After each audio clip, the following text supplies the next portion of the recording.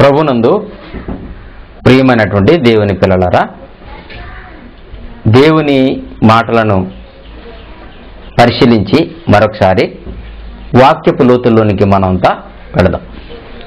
చాలామంది దేవుడు శిక్షిస్తాడు, దండిస్తాడు, నరకంలో వేస్తాడు, అగ్నిగుండంలో కాలుస్తాడు అని చెప్పినా చాలామందికి భయం కలగడం లేదు.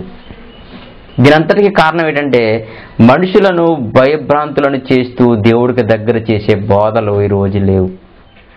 ప్రియులారా, అది కాకుండా లోకంలో ఉన్న చట్టాన్ని చూసి ఇక్కడి చట్టమే మనల్ని యావజ్జీవ కారాగార శిక్ష అంటే ఓ 10-15 సంవత్సరాల లోపు మనల్ని శిక్షించి విడిచిపెడుతున్నారు కదా.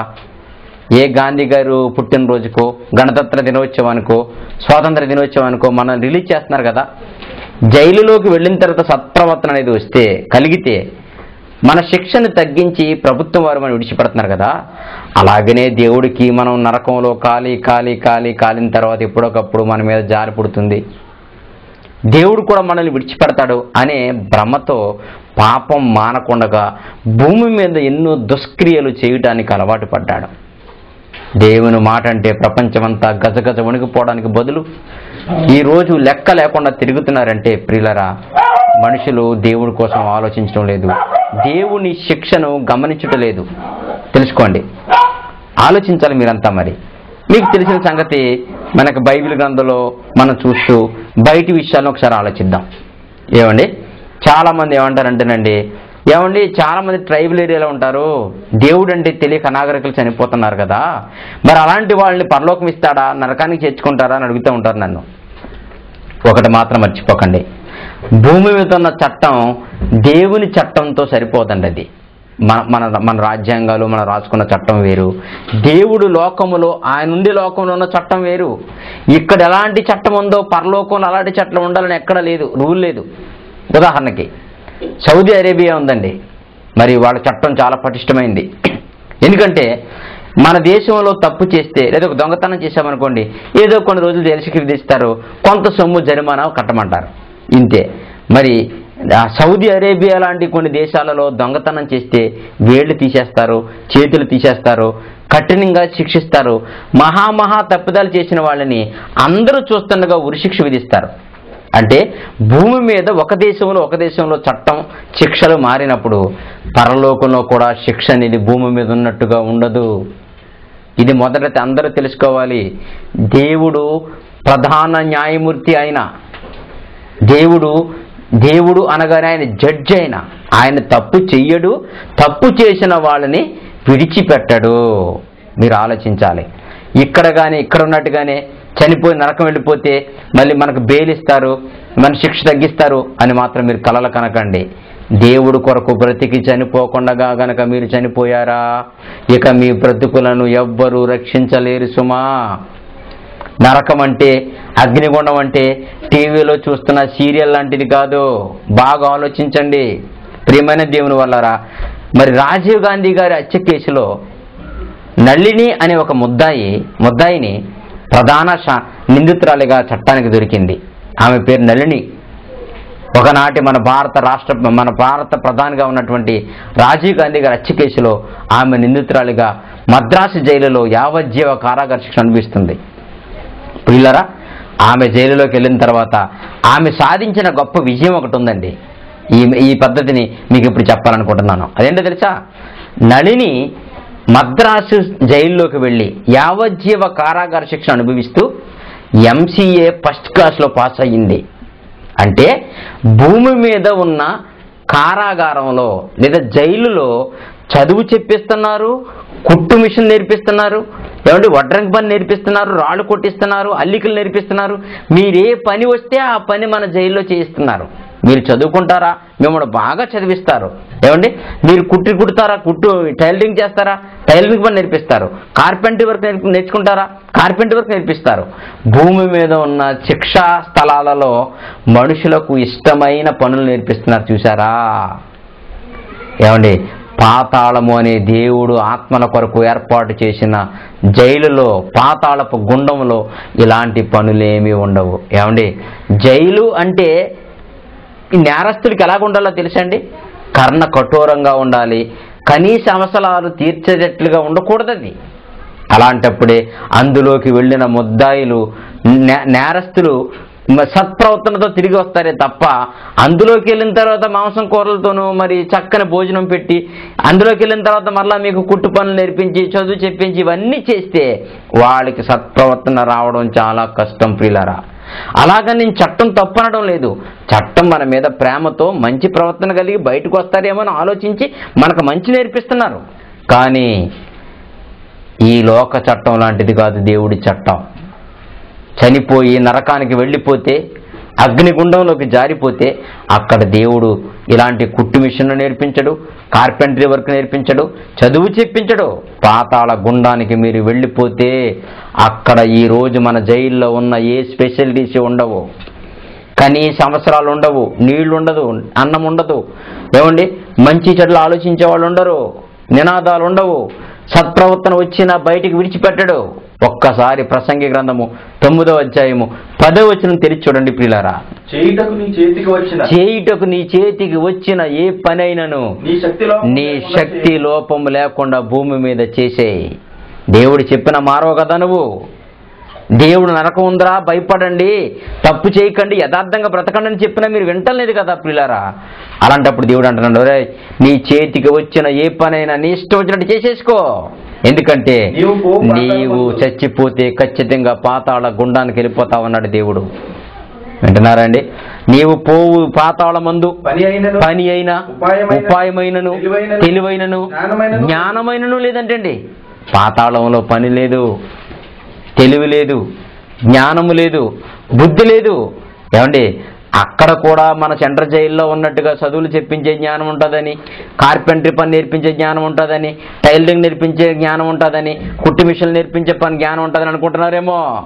ఏమండి ఒక్కసారి పాతాళానికి వెళ్ళిపోతే ఇప్పుడు ఉన్నటువంటి పరిజ్ఞానం అంతా కూడా డెడ్ అయిపోద్దండి. ఇంజనీరింగ్ పరిజ్ఞానం ఉండదు, మెడికల్ పరిజ్ఞానం ఉండదు, ఏమండి భూమి మీద మనుషులు సాధిస్తున్నటువంటి శాస్త్ర పరిజ్ఞానం అస్సలు ఉండదండి. అందుకే అన్నాడు, నీవేమి చేయాలనుకుంటున్నావు భూమి మీద దేవుడి కొరకు ఇప్పుడే చేసేయి. దేవుడంటే తెలియకుండా, దేవుడి కోసం బ్రతకకుండా విచ్చలవిడి జీవితాలకు అలవాటు చేసుకొని పాపం చేస్తూ చచ్చిపోయారంటే భూమి మీద ఉన్న జైలు లాంటిది కాదు పాతాళం అనేది. భూమి మీద ఉన్న చట్టం కాదు దేవుడి చట్టం. దేవుడు సహించడు, క్షమించడు, చదువు చెప్పించడు. చూసారా, రాజీవ్ గాంధీ హత్య కేసులో ప్రధాన నిందితురాలని తెలిసిన నళినికి ఎంసీఏ చదువుకునే అదృష్టాన్ని, అవకాశాన్ని జైల్లో కల్పించారు ఇక్కడ. అలాంటి చదువులు చదువుకునే అవకాశం పాతాళ గుండంలో లేదు మనకి. ఇక్కడున్న చట్టం వేరు, పరలోకంలో దేవుడు లోకంలో ఉన్న చట్టం వేరు ప్రియులారా. దేవుడు అంటే భూమి మీద ఉన్న జడ్జి లాంటి వారు కాదాయన. ఎందుకంటే ఈ సర్వ ప్రపంచాన్ని కలిగించింది ఆయనే. ఇంత లోకం కలిగించి నీకు పెట్టుబడిగా పెట్టిన దేవుడి కొరకు ఎందుకు బ్రతకకుండా తప్పు చేస్తున్నామో ఆలోచించండి. మనమంతా పాతాళంలో, అగ్నిగుండములో, మరి అక్కడ పని లేదు, ఉపాయం లేదు, జ్ఞానమే లేదు, తెలివైన లేదంటండి. వింటున్నారా పిల్లరా? పాతాళం అనేది ఆత్మల జైలది. అక్కడ నేర్చుకునేవేమీ ఉండవు. అక్కడికి వెళ్ళిన వారంతా కోట్ల సంవత్సరాలు అగ్ని జ్వాలల మధ్యన ఆహుతైపోవలసిందే. ఇక్కడైతే భూమి మీద ఎన్నో పనులున్నాయి. కోటి కోసం కోటి విద్యలు ఉన్నాయని చెప్తున్నారు పెద్దలు మనకి. ఈ కోటి విద్యలలో భూమి మీద పుట్టిన ప్రతి మనిషి ఏదో ఒక విద్యను అభ్యసించి చచ్చిపోతున్నాడు. పాతాళంలో ఉన్నవి రెండు విద్యలండి. అవేంటి తెలుసా? ఏడవడమును పండ్లు కొరకడం మాత్రమే ఉన్నాయంటండి. అక్కడ ఏడుపును పండ్లు కొరకడం మాత్రమే ఉన్నాయి. దేవుని మాటలంటే ఎవరికి భయం లేదు. ఈరోజు దేవుడు ఏం చేస్తాడనుకుంటున్నారు? బ్రతికొండగా మీ ఇష్టమే, చనిపోయిన తర్వాత మీ ఇష్టం సాగదు, కుదరదు. చనిపోయిన ప్రతి మనిషి దేవుని చేతుల్లోకి వెళ్ళిపోతాడు. అలా వెళ్ళిన వాళ్ళని తీసుకెళ్లి నరకంలో పారేస్తాడు దేవుడు. ఆలోచించండి ప్రియమైన దేవుని వల్లరా. బ్రతికొండగా మీ ఇష్టం చెల్లుతుంది కదా అని చనిపోయిన తర్వాత కూడా మీ ఇష్టమే చెల్లుతుంది అనుకుంటే మనంత అమాయకులు ఈ ప్రపంచంలో ఎవరు ఉండరు. ఆలోచించండి. ప్రపంచంలో ఎన్నో నేరాలు ఘోరాలు చేసిన వాళ్ళు, ప్రపంచంలో ఉన్న మనుషులందరూ చరిత్ర మీరు ఆలోచిస్తున్నాం పిల్లరా. మన దేశ చట్ట ప్రకారంగా ఏమండి జిల్లా కోర్టులో మనకు ఉరిశిక్ష పడింది అనుకోండి, హైకోర్టుకి వెళతాం. హైకోర్టు వారు కూడా మనకు ఉరిశిక్షను ఖరారు చేశారనుకోండి, సుప్రీంకోర్టుకి వెళతాం. సుప్రీంకోర్టు కూడా మనకు శిక్షను ఖరారు చేస్తే అదే శిక్షను విధిస్తే ప్రియులారా, ఇక మన శిక్షను తగ్గించుకునే అవకాశం ఒకటి ఉంది, రాష్ట్రపతి క్షమాభిక్ష. రాష్ట్రపతి గారు మనం క్షమించిన ఒక్క మాట చెబితే సుప్రీంకోర్టు విధించిన శిక్షను తీసేస్తారు, తగ్గించేస్తారు. ప్రియులారా, అంటే మనిషి చేసిన తప్పుని క్షమించడానికి సుప్రీంకోర్టు వరకు మాత్రమే మనం చట్టం వరకు వెళ్ళాం. కానీ ఈరోజు బైబిల్లో ఉన్న మాట నేను చెబుతున్నాను సుమండి, ఇది నా సొంత జ్ఞానం కాదు, మీరు ఆలోచించాలి. మనుషుల పాపాన్ని క్షమించవలసింది, మనిషి చేసిన తప్పుని క్షమించవలసింది సుప్రీంకోర్టు మాత్రమే కాదు, రాష్ట్రపతి గారు మాత్రమే కాదు. రాష్ట్రపతి గారి కంటే గొప్ప ఆయన ఈ ప్రపంచాన్ని పుట్టించిన ఆయన ఉన్నారు. ఆయన ఎవరో తెలుసా? ఆయనే మనల్ని కన్న తండ్రి అయిన దేవుడు. ప్రతి మనిషి చేసిన పాపాన్ని చట్టం కంటే దేవుడు ముందుగా క్షమించాలి. ఆయన క్షమిస్తేనే మీకు క్షమాభిక్ష కలుగుతుంది సుమండి. కానీ రాష్ట్రపతి వరకు మాత్రమే ఆలోచించి చట్టాన్ని మనం తయారు చేసుకున్నాం. మంచిదే, మీరు చేసిన తప్పుని రాష్ట్రపతి గారు క్షమించినట్టుగా దేవుడు కూడా మిమ్మల్ని క్షమించాలి. రాష్ట్రపతి గారు మాత్రమే క్షమించే సరిపోదు మన దోషాన్ని. దేవుడు కూడా మన పాపాన్ని క్షమించాలి. దేవుని చేత మన తప్పుని క్షమించేసుకోవాలి. క్రీస్తు రక్తంలో మీరు కడగబడాలి. మీరు పాపం లేని వారుగా చనిపోతే దేవుడున్న పరలోకానికి మిమ్మల్ని తీసుకువెళతాడు ఆయన. ఏ మాత్రం తేడా వచ్చినా, ఏ మాత్రం దేవుని చేత మనం క్షమాపణ పొందకపోయినా, మన పాపాలని క్షమించమని క్రీస్తు దగ్గరికి వచ్చి మనం వేడకపోయినా, ప్రియమైన దేవుని వల్లారా, కఠినమైన నరక శిక్ష అనుభవిస్తాం. ఆలోచించండి, 60 సంవత్సరాలు చిన్న జీవితాన్ని మనకిచ్చి దేవుడు 60 సంవత్సరాలు చావు తర్వాత మరలా ఆయన కోసం బ్రతకలేదని నరకంలో వేస్తే బాగుంటుందండి. కానీ 60 సంవత్సరాల చిన్న జీవితంలో ఆయన కొరకు బ్రతకకపోతే కోటాను కోట్ల సంవత్సరాలు శిక్షించాలనుకున్నాడు దేవుడు. ఇది చాలా కష్టమైన నిర్ణయం దేవుడిది. ఈ నిర్ణయాన్ని ప్రపంచం ఎవరూ మార్చలేరు. కఠినమైన పాతాళపు శిక్ష మన కొరకు పొంచి ఉంటే దేవుని పిల్లలారా, మీకు ఎలా నిద్ర పడుతుందో ఆలోచించండి. దేవుడికి ఏమని చెప్తారు? దేవుడు విధించే శిక్షను ఎలా తప్పించుకుంటారండి మీరు? ఎందుకండి ఇంత ధైర్యంగా బ్రతుకుతున్నాం ఆలోచించండి. భూలోకంలో ఉన్నటువంటి చెంటజల్ లాంటిది కాదే పాతాళం. అందులోకి వెళ్ళి చదువుకునే సిస్టమ్ లేదే, అందులోకి వెళ్ళి పనిచేసే సిస్టమ్ లేదే, అందులోకి వెళ్ళి ఆలోచించే సిస్టమ్ లేదే. గోడలు ఎలా దూకాలి, ఎవరిని పట్టుకుంటే బెయిల్ వస్తుంది, ఎలా రికమెండేషన్ తెచ్చుకోవాలి, ఈ పనికిరాని ఆలోచనలు పాతాళంలో చెల్లవు. అందుకే అన్నాడు, నీవు పోవు పాతాళమందు పని అయినను, ఉపాయమైనను, తెలివైనను, జ్ఞానమైనను లేదో. ఏమీ లేదు కదా, ఇంకేమీ లేదనుకోకండి. ఏమీ లేకపోయినా బాధ ఉంది. కోట్లు సంవత్సరాలు అనుభవించిన తరగని భయంకరమైన శిక్ష ఉంది పాతాళ గుండములో. ప్రియమైన దేవుని వారలారా, ఈ శిక్షను తగ్గించుకోవాలి అంటే మీ ఇష్టం కొరకు మీరు బ్రతకూడదు. ఏమంటే ప్రపంచంలో ఎన్నో నేరాలు ఉన్నాయి. ఈ భూమి మీద ఉన్న కోర్టుల్లో, చట్టంలో ఎన్నో నేరాలు ఉన్నాయి. ప్రతి నేరానికి ఒక శిక్ష ఉంది. ఆ నేరాన్ని చట్ట ప్రకారంగా మనకు విధిస్తున్నారు, శిక్షను అనుభవించమని చెబుతున్నారు. చట్టం మంచిది, మనం రాసుకున్న రాజ్యాంగం గొప్పది, మనకున్న చట్టం గొప్పది. పిల్లరా, దేవుని చట్టం ఇంతకంటే గొప్పదనే సంగతి మీకు తెలియాలి. దేవుని పట్ల మనిషి చేసే మొట్టమొదటి పాపం ఏంటో తెలుసా? వ్యభిచారం పాపమే, దొంగతనం పాపమే, అబద్ధం పాపమే, మోసం చేయడం పాపమే. ఏమండి, ఇవన్నీ పాపాలే. కానీ ఇంతకంటే పెద్ద పాపం ఒకటి ఉందండి. అది ఈ ప్రపంచ ఏ న్యాయస్థానంలో కూడా తప్పు కాదు. అదేంటో తెలుసా? లోకాసువార్త 16వ అధ్యాయము 25 వచనంలో నుండి దేవుడు చెప్తుంటాడు, మనకులాగానే ఈ భూమి మీద ఒక ధనవంతుడు పుట్టి చనిపోయాడండి. వాడు వినాలి బాగా మీరు. మనకు వలనే ఈ భూమి మీద ఒక ధనవంతుడు పుట్టి చనిపోయాడు. భూమి మీద సాగినట్టుగా చనిపోయిన తర్వాత కూడా జీవితం సాగుతుంది అనుకున్నాడు. కడుపు నుండి నీళ్లు తాగొచ్చు, కడుపు అన్నం తినొచ్చు, ఆనందపడొచ్చు అనుకున్నాడు. కానీ చావు తర్వాత వాడు ఆలోచనలు పటాపంచలైపోయినాయి, తలకిందలైపోయినాయి. నరకానికి వెళ్ళిపోయాడు, బాధపడుతున్నాడు. కళ్ళ ముందు తనకంటే ముందు చనిపోయిన అబ్రహాం కనపడుతున్నాడు. వాడికి అంటున్నాడు, తండ్రివైన అబ్రహామా, నా యందు కనికరపడి తన వేలును నీళ్లలో ముంచి నా నాలుకను చల్లార్చుటకు లాజర్ని పంపించు అంటున్నాడు 24వ వచనంలో. ఏమండి, నేను అగ్ని జ్వాలల్లో యాతన పడుతున్నాను, చనిపోతే ఎలా ఉంటుందని సంగతి నాకు చెప్పేవాళ్ళు లేరు. అయ్యా, నా మీద జాలి చూపించవా, లాజర్ని పంపించవా, నా నాలుకను తడపడానికి ఒక చుక్కను పోయించవా అని అడుగుతున్నాడు. ఏమండి, కేకలు వేసి మరీ చెప్తున్నాడు. అప్పుడు అబ్రహాం గారు అంటున్నాడు, ఒరే నువ్వు ఇక్కడికి ఎందుకు వచ్చావో నీకు తెలియాలి. ఎందుకంటే నీ తరువాత ఇక్కడికి రావడానికి ప్రపంచం అంతా పోరాటం చేస్తున్నారు. అలాగ వచ్చేవాళ్ళు నరకానికి ఎందుకు వెళతారో వాళ్ళకి అర్థం కాయిపోవాలనుకున్నాడు అబ్రాహాము. అప్పుడు అంటున్నాడు, కుమారుడా, ఇక్కడికి రావడం గల నువ్వు చేసిన తప్పేటో తెలుసా? వ్యభిచారం చేసావు, దొంగతనం చేసావు, అబద్ధం ఆడావు, మర్డర్ చేసావు అనడం లేదు సుమండి. ఏమండి, వీటి కంటే పెద్ద పాపం ఒకటి ఉంది. అదేంటి తెలుసా? కుమారుడా, నీవు నీ జీవిత కాలములో నీకిష్టమైనట్టు సుఖం అనుభవించావు, ఇక్కడికి వచ్చేసావు అంటున్నాడు. ఏమండి, ఎవరి ఇష్టం కొరకు వాళ్ళు బ్రతకడం ఈ భూమి మీద ఏ కోర్టునైనా శిక్ష అంటారా? అది తప్పు అంటారా? సాగర్ గారు తన కోసం తానే బ్రతుకుతున్నాడండి అని నా మీద ఒకసారి మీరు కోర్టులో కేసు వేసి చూడండి, పోలీస్ స్టేషన్లో కేసు పెట్టండి. అప్పుడు ఎస్ఐ గారు అంటారు, రే ఆయన కొన్నది తింటున్నాడు, అనుభవిస్తున్నాడు రా, నీకు కూడా వెళ్ళి తినరా, ఆయనకి పోయి ఎడితే అంటారు. భూమి మీద ఉన్న చట్టంలో ఎవరి కోసం వాళ్ళు బ్రతకడం తప్పు కాదండి. కానీ పరలోకపు అత్యున్నత న్యాయస్థానంలో ప్రధానమైన తప్పు ఏంటంటే భూమి మీదకి దేవుని వలన పుట్టి దేవుని కొరకు కాకుండా ఎవడి కొరకు వాడే బ్రతకడం ప్రపంచంలో అత్యున్నతమైన పాపం. అది ఆలోచించండి. నేనేం తప్పు చేశానండి?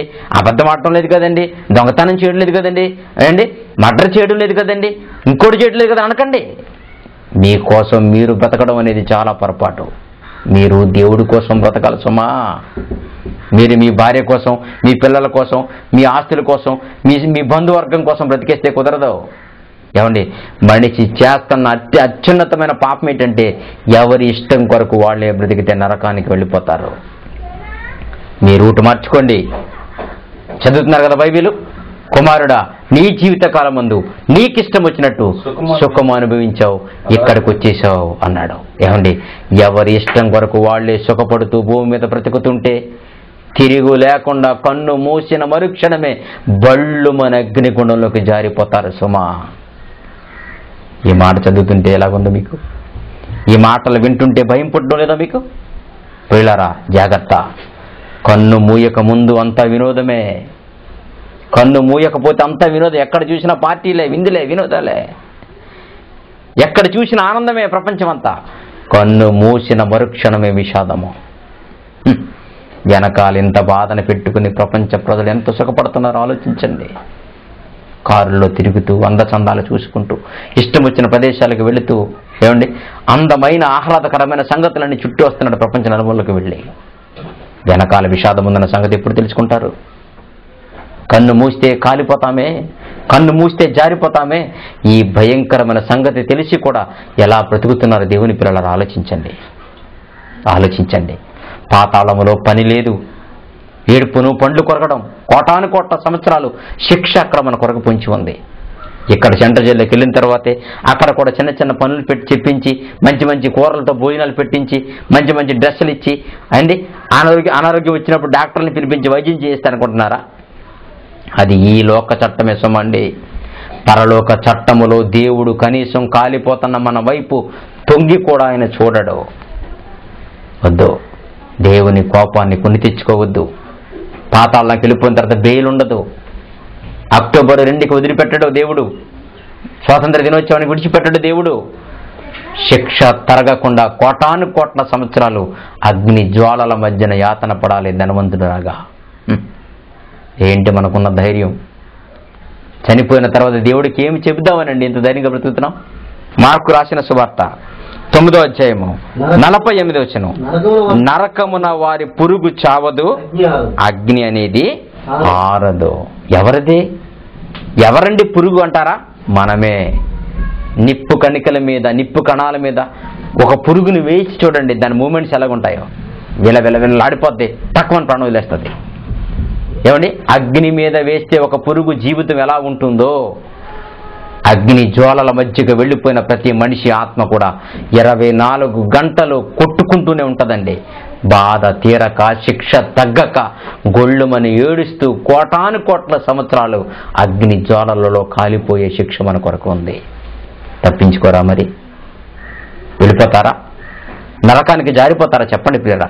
ఒకవేళ వెళ్లే ముందు, వెళ్ళిన తరువాత బాధపడతారనే కదండి వెళ్ళక ముందే దేవుడు సరిచేసుకోమని ఈ మాటలను రాయించాడు. ఆయన చెప్పిన తర్వాత కూడా మీరు సరిచేసుకోకపోతే దేవుడు కూడా బాధపడ్డు. మీరు ఆలోచించాలి. ఏమండి, ఈ చుట్టూరు కరెంట్ ఉంది, వెళ్ళకండ్రా బాబుని ఎవరైనా చెప్పిన తర్వాత వెళ్ళిపోయారు అనుకోండి, కరెంట్ షాక్ కొట్టిన తర్వాత చచ్చిపోతారు. అప్పుడు చుట్టూరు జనమంతా గ్యాదర్ అయ్యి పోగయ్యి, అరే రే పాపం కుర్రోడు చనిపోడండి అంటారు. కానీ ఎవరైతే అటు వెళ్ళొద్దని చెప్పారో ఆమె మాత్రం అయ్యో పాపం అని అనదు. ఎందుకు? ఆల్రెడీ చెప్పింది. చెప్పిన తరువాత చనిపోతే ఎలాగైతే ఆవిడ బాధపడదో చెప్పాడు దేవుడు ముందే నరకానికి వెళ్ళిపోతారని, నరక శిక్ష అనుభవించవలసి వస్తుందని దేవుడు చెప్పాడు. ఆయన చెప్పిన తరువాత కూడా మనం ఖాతర చేయకుండా బ్రతికితే ఆయన చెప్పినట్టుగా నరకానికి జారిపోవాల్సి వస్తుంది. ప్రియులారా, ఆలోచించండి. దేవుడు చెప్పిన తరువాత మీరు సరి చేసుకోకపోతే, పాపాన్ని విడిచిపెట్టకపోతే, దేవుని పనులు భూమి మీద చెయ్యకపోతే భయంకరమైన తీక్షణమైన అగ్నిగుండానికి జారిపోతారు. ప్రియులారా, అగ్నిగుండం అంటే ఏమనుకుంటున్నారు? సీరియల్ అనుకుంటున్నారా? కాదది. అగ్నిగుండం అంటే దోమపోటు లాంటిది అనుకుంటున్నారా? కాదది. అగ్నిగుండం అంటే టైటానిక్ షిప్ మునిగిపోతున్నప్పుడు అందులో బాధ ఉంటుంది చూసారా? మునిగిపోతున్నప్పుడు బాధ, అలాంటి బాధ చిన్నదనుకుంటున్నారా? కాదది. భూమి మీద ఎటువంటి బాధ కూడా అగ్నిగుండంలో అనుభవించే బాధకి సరికాదు, సాటి కాదు. ఆలోచించండి ప్రియమైన దేవుని వారలారా. భూమి మీద ఉన్న శిక్ష లాంటిది కాదు నరకంలో మనకున్న శిక్ష, క్షమాభిక్ష లేని శిక్ష. ఇక్కడ భూమి మీద జీవిత ఖైదు అంటే 16 సంవత్సరాలండి. కానీ పాతాళంలో జీవిత ఖైదు అంటే ఆత్మ చావక, అగ్ని ఆరక, తరతరాలు కాలిపోయే కోటాను కోట్ల సంవత్సరాలు కఠినమైన శిక్షే పాతాళంలో పొంచి ఉంది మన కొరకు. తప్పించుకోండి. తప్పించుకోవాలి అంటే క్రీస్తు ఏం చేసి తప్పించుకున్నాడో మనం మీరు అది చేయండి. అపోస్తలుడైన పౌలు ఏం చేసి తప్పించుకున్నాడో మీరు అదే చేయండి. తనకున్నది సమస్తాన్ని పెంటకని ఎంచుకున్నాడు, ప్రభు కొరకు వచ్చి ప్రకటించాడు ప్రపంచానికి. మరి మీరేం చేస్తున్నారు? దేవుని కొరకు ప్రకటిస్తున్నారా? దేవుని సువార్తలో పాలిభాగస్తులు అవుతున్నారా? దేవుని కొరకు చెప్పమని మీ త్యాగాన్ని ఇస్తున్నారా? చెప్పండి ప్రియులారా. ఏంటి మనం చేసేది? ఏమీ చెయ్యకుండా ప్రతి ఆదివారం క్రమం తప్పకుండా గుడికి వెళ్ళి వచ్చేస్తే పరలోకానికి వెళ్ళిపోతారని బైబిల్ ఎక్కడుందండి? ఎక్కడుందండి? ఈ రోజు మనం చేస్తున్నది ఏది బైబిల్కి సంబంధించింది కాదది. బైబిల్లో దేవుడు చేయమన్నది ఒకటి, మనం చేస్తున్నది ఒకటి. కనపడితే పరలోకం వచ్చేదన్నంత మాత్రాన క్రమం తప్పకుండా గుడికి వెళుతున్నారే తప్ప దేవుని మనసు తెలుసుకుని బయటికి వెళ్ళి దేవుని పిల్లల్ని రక్షించేవారు ఎవరున్నారు చెప్పండి ప్రియులారా లోకంలో? దేవుని మాటలు వృధా చేసేస్తారా? మీ బ్రతుకులు చీకటి చేసుకుంటారా? చెప్పండి. అలా కాదండి. నరకమున వారు పురుగు చావదు, అగ్ని ఆరదు అన్నాడు మత్తయి సువార్త 22వ అధ్యాయము 12-13 వచ్చినా చూడండి పిల్లారా. ఒక ఆయనకి పెళ్లి వస్త్రం లేదంటున్నాడు ఇక్కడ ఉపమానంలో. పెళ్లి వస్త్రం అంటే క్యారెక్టర్ అండి. దేవుడు సరి చేసుకోమని చెప్పిన తర్వాత, పిలిచిన తర్వాత కూడా క్యారెక్టర్ లేకపోతే ఊరుకోడు. ఒక ఆయన పెళ్లికి రండి అని ఒక ఉన్నతమైన కుటుంబంలోకి పిలిస్తే పెళ్లి వస్త్రాలు లేకుండా వచ్చి కూర్చున్నాడంట. అప్పుడు పెళ్లి యజమాని వచ్చి చూసి అంటున్నాడు, 23 వచ్చిన మత్తయి 22వ అధ్యాయము 12 వచ్చిన, స్నేహితుడా పెండ్లి వస్త్రము లేక ఇక్కడికి ఎలా వచ్చావు? నేను మార్చుకుని కదా నేను రమ్మన్నాను. ఈరోజు చాలా మంది ప్రభుని నమ్ముకుంటున్నారు. ఎలాగా? క్యారెక్టర్ మారకుండగా, పాపం మానకుండగా, తప్పులు మానకుండగా పొలోమని నమ్ముకుంటారండి దేవుడిని. దండోపదండాలు దేవుడిని నమ్ముకుంటున్నారు. మారకుండా ప్రభుని నమ్ముకుంటే మీ మార్పు నిష్ప్రయోజనం. అలా వద్దు దేవుడికి. పెళ్లి వస్త్రాలు లేకుండా వచ్చేసాడు అంటే బ్రతుకు మార్చుకోకుండా దేవుడికి వచ్చాడంటే ఇతను. స్నేహితుడా, పెళ్లి వస్త్రములు లేకుండా ఇక్కడ రమ్మన్నవాడు ఎవడరా అన్నాడు. అడగగా ప్రశ్నకి సమాధానం లేదు వాడి దగ్గర. రేపు ఇదే ప్రశ్న ప్రపంచాన్ని అడగబోతున్నాడు యేసు ప్రభు. రే నీకు అవకాశం ఇచ్చాను, ఆరోగ్యం ఇచ్చాను, అన్నీ ఇచ్చాను, నువ్వు మారడం కోసం ఎన్నో రోజులు నీ కోసం చూశాను, మారకుండా ఏంట్రా నా గుంపులోకి వచ్చావంటాడు. వింటున్నారా? 2వ రాకడలో జరగబోయేదని ఉపమానంగా దేవుడు చూపించాడు. నీకు అర్థం కావడం లేదా? పెండ్లి వస్త్రము లేకుండా ఎందుకు విందుకు వచ్చావంటే అర్థం ఏంటి? మారు మనసు లేకుండా, పాపాన్ని విడిచిపెట్టకుండా ఎందుకు సిద్ధపడుతున్నావు? ఎందుకు నన్ను నమ్ముకున్నావు అంటున్నాడు. ఆ ప్రశ్నకు ఆ రోజు అడిగే సమాధానం లేదు. రాబోయే రోజు మన దగ్గర సమాధానం ఉండదు. నువ్వేం మాట్లాడలేవు దేవుడి దగ్గర. ఇప్పుడే సరి చేసుకోండి. వింటున్నారా? అంతటి రాజు కాళ్ళు చేతులు కట్టి ఎప్పుడైతే వాడు మౌనం అయిపోయాడు, వాడికి అర్థమైపోయింది రాజుకి వీడు తప్పు చేసిన అతని సంగతి తెలిసిపోయింది అతనికి. అప్పుడు అంటున్నాడు, రే ఎవరక్కడ వాళ్ళు అన్నారు, వచ్చారు. వీడి కాళ్ళు చేతులు కట్టి పారేయండి, తీసుకెళ్లి నరకం గుండంలో చీకట్లోకి తోసేయండి అన్నాడు. అక్కడ ఏడ్పును పండ్లు కొరుకుటై ఉంటుంది. ప్రియులారా, మీ జీవితం వినోద భరితమైనది. నిత్య సుఖాలతో పరలోక రాజ్యానికి వెళ్ళవలసిన మనమంతా చీకటిలోకి వెళ్ళిపోయి నిత్య దుఃఖంగా మార్చుకుంటారా? వద్దండి. మనుషులు ఇలాంటి పాఠాలు స్కూల్స్లో కానీ కాలేజీలో కానీ ఎక్కడా లేవు. మానవ జీవితానికి వికసింపచేసే పాఠాలు ప్రపంచంలో ఎవరు రాయలేదండి. ఈ మాటలు వినపడకపోతే అన్యాయమైపోతాం. ఈ మాటలు వినపడకపోతే నష్టపోతాం. దేవుని మాటలు వింటున్న సోదరీమణులారా, దేవుని పిల్లలారా, మీ బ్రతుకులను దేవుని కొరకు మార్చుకోండి. పెళ్లి వస్త్రం అనే క్యారెక్టర్, పరిశుద్ధత, నీతి, యథార్థత అనేది మీకు లేకపోతే ప్రభు వచ్చినప్పుడు ఖచ్చితంగా నరకానికి వెళ్ళిపోతాం. ఆ పాతాళములో శిక్ష భయంకరమైనది. సెలవులు ఉండవు, బెయిల్ ఉండదు, క్షమాపణ ఉండదు. ఆలోచించారా? నళినికి మన దేశ ప్రభుత్వం చదువు చెప్పించి MCA పరీక్ష రాయించినట్టుగా ఉండదు. అక్కడ తాను పోయే పాతాళంలో పని కానీ, ఉపాయం కానీ, చదువు కానీ, విద్య కానీ, పాండిత్యం కానీ ఏమీ లేదు. ఏడ్పును పండ్లు కొరకడం తప్ప పాతాళంలో వేరే పని ఉండదు. మీ జీవితాన్ని విషాదంగా చేసుకుని నిత్య నరకం అనుభవిస్తారా? ఈ బ్రతుకుని మార్చుకుని దేవుడి కోసం బ్రతుకుతారా? ఆలోచించండి. నిర్ణయం మీకే విడిచిపెడుతున్నాను. సేవకుడుగా ఈ మాటలు మీకు చెబుతున్నాను ప్రియులారా, ఆలోచించండి. మారండి. మారిపోయాం కదంటారా? మారిన వాళ్ళు బైబిల్లో ఉన్నారు. అలాగ మీరు మారితే మీరు మారినట్టండి. పౌలులాగా మీరుంటే మారినట్టు, పేతురులాగా మీరుంటే మారినట్టు, రూతులాగా మీరుంటే మారినట్టు, ఎస్తేర్లాగా ఉంటే మీరు మారినట్టు. మీరులాగే ఉండి మారామని చెప్పుకుంటారేటి? మారిన వాళ్ళు బైబిల్లో ఉన్నారు. మీరు అలా ఉన్నారో లేదో ఆలోచించుకోండి. ప్రార్థన చేసుకుందాం. కళ్ళు మూసుకోండి. మమ్ములను మిక్కిలిగా ప్రేమించిన మా కన్న తండ్రి, నా వంతు బాధ్యతను మీ బిడ్డలకు చెబుతున్నాను. వాళ్ళలో పౌరుషం రప్పించండి, త్యాగం రప్పించండి. ఈ మాటలు ప్రపంచవ్యాప్తం చేయడానికి నాతో పాటు అనేకులు సహకారులుగా మీరు ఇవ్వండి తండ్రి. తోడై ఉండండి. మేము వెళ్ళే పాతాళంలో పని లేదని, ఉపాయం లేదని, చదువు లేదని, పదవి లేదని అన్నీ తెలిసిపోయినవి తండ్రి. పాతాళానికి వెళ్లకుండా పరలోకానికి వెళ్లే భాగ్యం అందరికీ కలిగించండి. క్రీస్తు యేసు వారి పేరట ఈ ప్రార్థన అడిగి వేడుకొంచున్నాము తండ్రి. ఆమేన్. డాక్టర్ కె సత్యవేద సాగర్ గారి కలంగల నుండి వెలువడిన పుస్తకాలు మరియు సీడీల కొరకు సంప్రదించండి. Doctor K Satyaveda Sagar, director, creator Bible open university India, Dhanalakshmi గుడి దగ్గర, Chagallu, west Godavari district, pin code 534342, Andhra Pradesh. Contact number 9849204224. ఈ పరిచర్యలో పాలిభాగస్తులగుటకు సంప్రదించండి. Cell number 9849204224. ఈ కార్యక్రమం ప్రతి మంగళవారం ఇదే సమయానికి ప్రసారమగును. తప్పక వీక్షించండి.